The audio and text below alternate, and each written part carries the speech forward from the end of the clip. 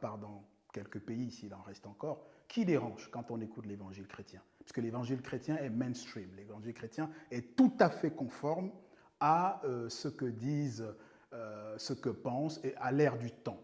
Il est aligné parfaitement sur le monde, il dérange personne, il dérange absolument personne.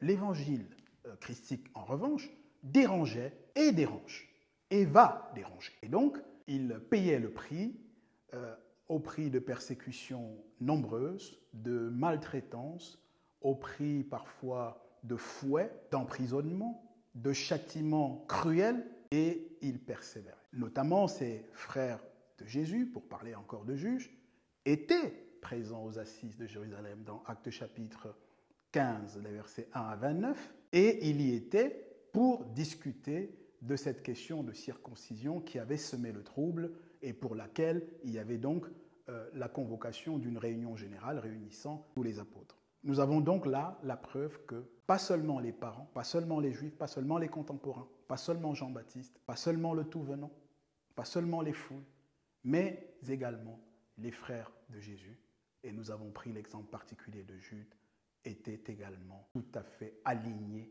sur le fait que le véritable Christ est d'une humanité intégrale, totale, complète, 100%. Est-ce qu'il y a encore d'autres types de profils qui rendent témoignage de cette vérité? Nous rétablissons aujourd'hui. Oui. Oui. Il y a encore d'autres profils. Il y a par exemple les bénéficiaires des grâces du véritable. On prendra par exemple dans Marc chapitre 10, le verset 46 et verset 47, l'exemple de Bartimée. Vous vous rappelez, Bartimée, ce mendiant aveugle qui était là et qui avait été guéri. Qu'est-ce qu'il a dit, lui, mendiant aveugle de son état, pour bien montrer à quel point la conscience collective et la réalité constatée matchaient et qu'il n'y avait aucune dissonance. Il dit « fils de David ».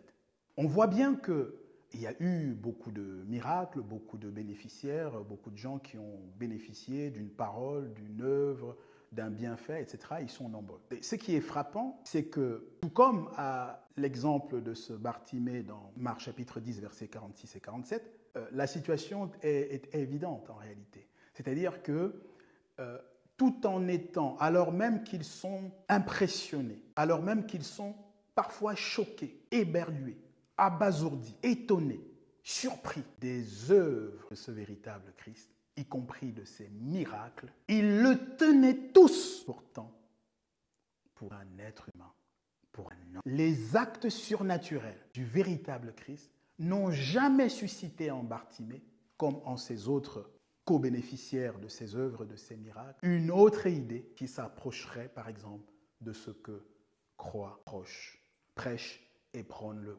christianisme, notamment sur le fait que ça aurait été quelqu'un de conçu de façon spéciale, de né de manière extraordinaire, avec pour géniteur un esprit. Donc, les bénéficiaires sont aussi une catégorie de témoins dont fait état la Bible et qui attestent au milieu de tout ce panel de la même chose, de la même vérité, à savoir l'humanité entière et pleine du véritable Christ. Les détracteurs aussi apportent leur contribution, parce qu'eux aussi, ils sont alignés avec cela. Parlant des détracteurs, nous allons nous cantonner, ils sont nombreux, mais globalement, les pharisiens, les plus entreprenants, les plus offensifs, les plus constants dans l'hostilité, les pharisiens.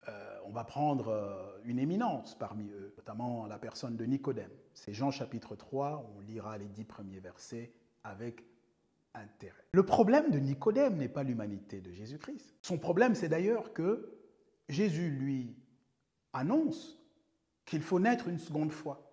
Et il lui répond, non mais comment est-ce qu'un homme, il ne dit pas autre chose, comment est-ce qu'un homme peut retourner dans le ventre de sa mère pour naître une seconde fois? C'est-à-dire que Nicodème n'a aucun problème avec le côté homme. Il n'a aucun problème avec l'humanité. Son problème, c'est comment est-ce que, en étant un être humain, on peut devenir fils de Dieu. C'est ça le problème de Nicodème. Le christianisme nous a inventé un truc incroyable. On ne sait pas, il nous a inventé un truc au terme duquel il dit qu'il croit plus à Dieu, fils de Dieu, mais surtout ce n'est pas un être humain. Mais il n'y a donc pas d'évangile, il n'y a même pas de salut. Donc, les détracteurs de Jésus, au contraire du christianisme, même les détracteurs étaient parfaits, commun accord avec tous les autres témoins que nous avons déjà passés en revue sur la réalité effective de l'humanité du véritable Christ. En dehors des détracteurs, même les cieux, où des êtres célestes observaient ce qui se passait sur la terre à l'époque, ont rendu témoignage de ce qu'ils ont vu, de ce qu'ils ont entendu. Je vous prie de considérer à présent le témoignage des vieillards. Apocalypse chapitre 5, verset 5. Que disent les vieillards? Ils disent que le lion de la tribu de Juda est un rejeton de David. Il est le lion de la tribu de Juda, le seul qui ait été trouvé digne d'ouvrir les sceaux. Il est le rejeton de David. Franchement, face à un tel témoignage, vous avez, vous, quoi en face pour vous opposer, pour persister, pour pérorer ou alors pour continuer à cacter?